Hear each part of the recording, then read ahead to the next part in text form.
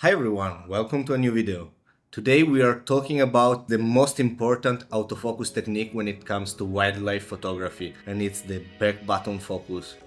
In this video I will show you how I use it, how to set it up on your camera, why it's important, what are the advantages of using it, and why I think is one of the most important techniques when it comes to wildlife photography. My name is Paolo Sartori, I'm a professional outdoor photographer from Italy. On this channel I'm sharing every week tutorials and behind the scenes of my work. Subscribe if you want to see more. In most cameras, the default setting is that the autofocus is activated when we half press the shutter button. And then, if we press it all the way down, it will start taking photos. What we are gonna do with the back button focus is to remove the autofocus function from the shutter button and assign it to this back button here. This way, when I half press the shutter button, I will only trigger the light meter to start, and when I go all the way, of course, I will release the shutter and take photos. The autofocus will only be controlled via this back button here. Now you might wonder, why should you use two buttons to do what you used to do with one? It seems like more complicated and more work, something more to think about. Well, one of the big problems of controlling the autofocus with the shutter button is that you are triggering the autofocus every single time you are taking a photograph, and this is not always what we want. To explain it better, I have to first quickly go through the two main autofocus modes that all cameras have, that are the single shot autofocus and the continuous autofocus. So the single shot means that the camera takes the focus on something, locks there, and is not moving anymore. The subject might move, the camera might move, but the focus is locked and it's not gonna change until we trigger the autofocus again. This mode is called one-shot autofocus on Canon cameras, AFS or AF single on Nikon and Sony or other brands. We then have the continuous autofocus that is called servo on Canon and AFC on other brands. And what this does is that the camera keeps focusing on the selected point at all times. So if the subject is moving, the camera would keep tracking the subject and adjusting all the time the autofocus so that the subject is always in focus.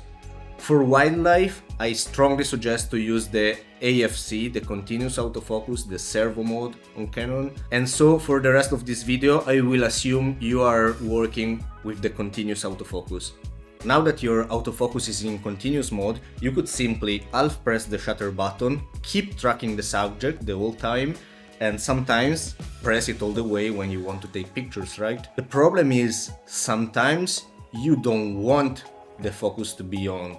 For example, you might want to lock the focus for a bit to quickly adjust the composition, get some photos, go back on your subject, all of this without changing the autofocus point. Or maybe there are obstacles between your camera and your subject, and you don't want the camera to pick up on these obstacles, with the result of the autofocus jumping up and down between your subject, the obstacles, even the background, and back on the... You want to lock the autofocus sometimes. And this is where the back button focus will help you.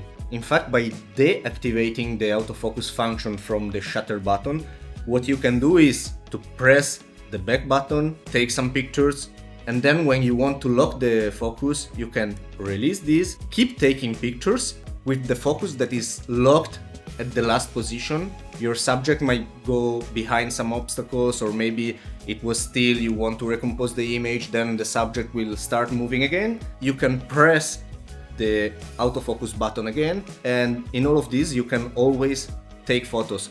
Let's look at some examples.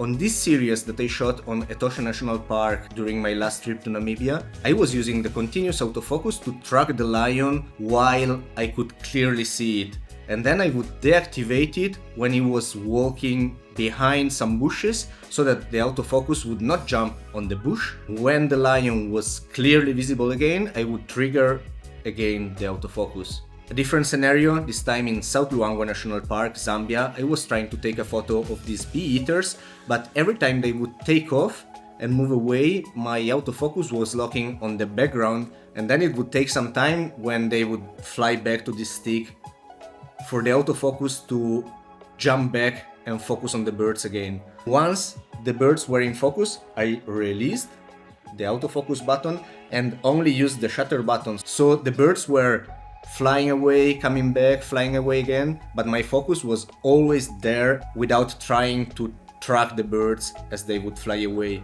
Okay, let's see now how to set up this back button focus on your camera. I'm doing this on my Canon R5, but you can find the same process on Nikon, Sony or other brands. You just have to go and find the equivalent menu page. So we go into the menu and we find the page where we can customize buttons, find the shutter button, and by default is on metering and AF start, and we want to change it to only metering start, so it will not trigger the autofocus anymore. Then we go down on the menu and we find the AF on button. In this case is by default on metering and AF start, so we can leave it there. An additional tip, if you have a camera that features eye detection, one of the newer cameras, I would suggest to assign a button that in my case is the star button, is this one on the side, to assign it to eye detection so that I can turn eye detection on and off. I noticed that sometimes if there is not a clear eye visible, it would mistake other shapes for an eye, so I don't always want to have it on, and with this quick button here I can easily turn it on and off without moving my finger too far. Okay, now it's your turn. Take your camera, go out, find some animals and practice. It might take a while for you to get familiar with it. If you stick to it and you practice a bit, I guarantee it will give you great results and improve your photography a lot.